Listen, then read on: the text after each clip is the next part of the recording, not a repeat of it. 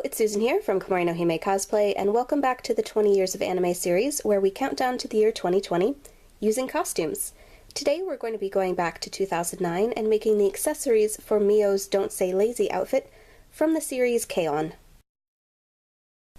To make Mio's hat, I'm going to be using McCall's M7643. This is the Yayahan hat collection of patterns, and I'm going to be using View C.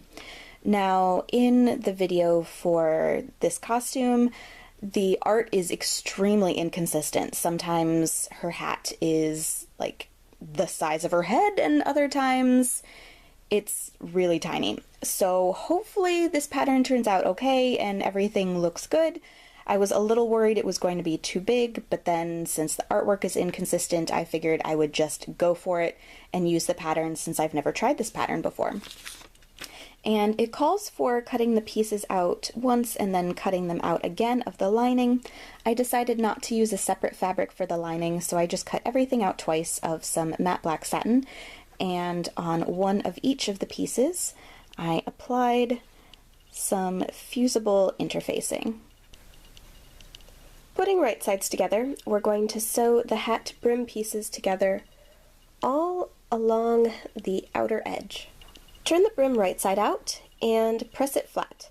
If you want to, you can also add some wire along the edge for stability, but I'm not going to be worrying about that for this project. Now I just sewed along the inner circle to help keep everything in place. Fold the hat crown pieces in half and sew them together along the side. And then we're going to take the interfaced crown piece and we're going to sew along the seam to keep everything in place. And we're going to take the non-interfaced lining piece, fold the seam allowance inward, and press it down. Sew the non-interfaced hat top to the non-interfaced crown piece, and the interfaced hat top to the interfaced crown piece. To construct the base of the hat, we're going to take the interfaced crown piece and sew the brim to it along the opening. After the brim has been attached, turn the hat right side out and trim away the excess along the top to keep it from having too much bulk. I also trimmed away the excess along the top of the hat lining. Pull the hat lining over the interfaced portion of the hat crown, and now we're going to hand sew it to the brim. Turn the hat right side out and sew some hair clips onto each side so that it can be attached to the wig, and I also sewed some red ribbon around the bottom of the crown. To finish off the look, I paired it with some aqua colored tights that I purchased off Amazon. I'll have an affiliate link in the description box below if you want to see exactly where I got them from.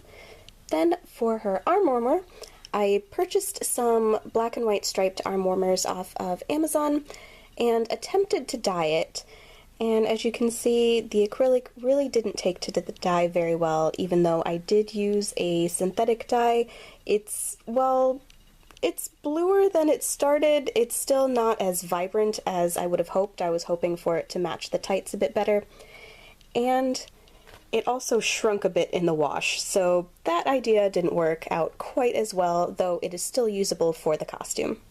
And with that, Mio's accessories are done. For more cosplay tutorial videos, including making the dress to go along with these accessories, please subscribe, and thank you very much for watching!